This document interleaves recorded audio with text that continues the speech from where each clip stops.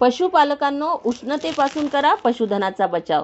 जिल्ह्यात सध्या तापमानात कमालीची वाढ होत असून पशुपालकांनी आपल्या पशुधनाची उष्णतेपासून योग्य निगा राखत बचाव करावे। उष्ण लहरी व उष्माघाताच्या विपरीत परिणामांपासून बचावासाठी पशुधन व्यवस्थापनात स्थानिक हवामानाच्या अंदाजावर व दैनिक तापमानावर लक्ष ठेवावे। चारा व वैरण यांचा पुरेसा साठा ठेवावा। पशुखाद्य देताना पुरेसे क्षार व जीवनसत्व मिश्रणे द्यावीत।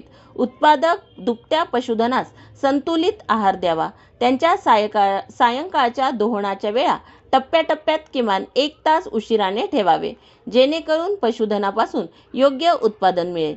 पशुधनासाठी आधुनिक गोठे असलेल्या पशुमालकांनी स्प्रिंकलरची सोय करावी। इतर पशुपालकांनी पशुधनावर पाणी मारणे, फवारणे किंवा म्हैस वर्गीय पशुधनासाठी शक्य असल्यास पाण्यात बसण्यासाठी स्वच्छ पाण्याच्या हौदाची सोय करावी। शेती, वहनाच्या व इतर कामासाठी वापरण्यात येणाऱ्या पशुधनास उन्हाच्या शक्यतो दिवसा 12 ते 4 या वेळी किंवा स्थानिक उन्हाच्या वेळेनुसार विश्रांती द्यावी। त्यांना सवलतीत अथवा थंड व भरपूर खेळती हवा असलेल्या जागेत बांधावे। स्वच्छ व थंड पिण्याच्या पाण्याची सोय असावी। पिण्याच्या पाण्याची भांडी स्वच्छ ठेवावीत।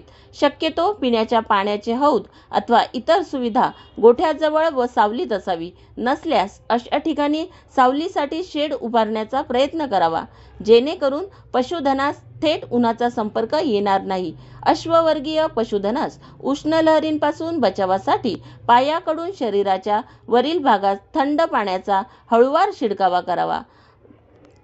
गाभण पशुधनास पुरेसे पशुखाद्य व चारा, वैरण द्यावे। वराह प्रजातीच्या पशुधनास पुरेसा निवारा, पिण्याचे स्वच्छ पाणी आणि शक्य असल्यास पाण्यात बसण्याची सोय असावी।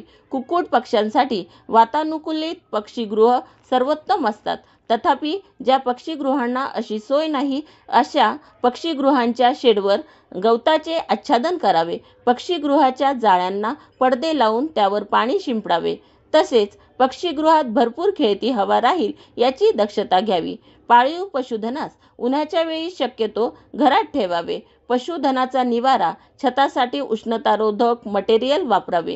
मृत पशुधनाची विल्हेवाटीची जागा सार्वजनिक ठिकाणी पाणवठे यांच्यापासून दूर असावी, तसेच संरक्षित असावी। तसेच तेथे फलक लावण्याचे आवाहन पशुसंवर्धन विभागाने केले आहे। पशुपालकांनी उष्ण लहरींच्या वेळी हे करू नये। पशुधनास उन्हात उघड्यावर बांधू नये। पाळीव पशुधनास पार्क केलेल्या गाडीत सोडून जाऊ नये। शेतीविषयक व इतर कामासाठी वापरण्यात येणाऱ्या पशुधनास उन्हाच्या वेळी कामास लावू नये।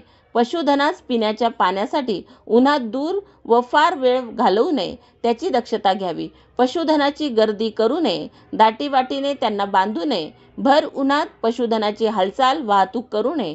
उन्हात दुभत्या पशुधनाचे दोहण करू नये, असे आवाहन पशुपालकांना करण्यात येत आहे। द हिंद न्यूजसाठी विजयकुमार कुलदीपके, परभणी।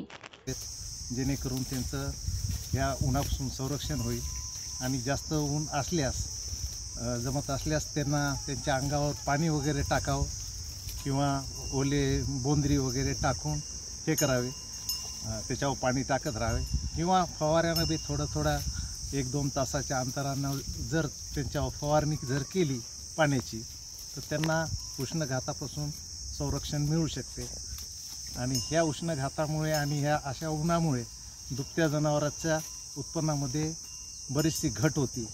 त्यामुळे जनावरांना उन्हाळ्याच्या सीझनमध्ये शक्यतो त्यांचं जे खाद्य आहे त्या खाद्यामध्ये प्रथिने आणि क्षाराचं प्रमाण वाढेल अशा प्रकारचं खाद्य जनावराला द्यायला पाहिजे, जेणेकरून त्यांच्या दुधामध्ये वाढ होईल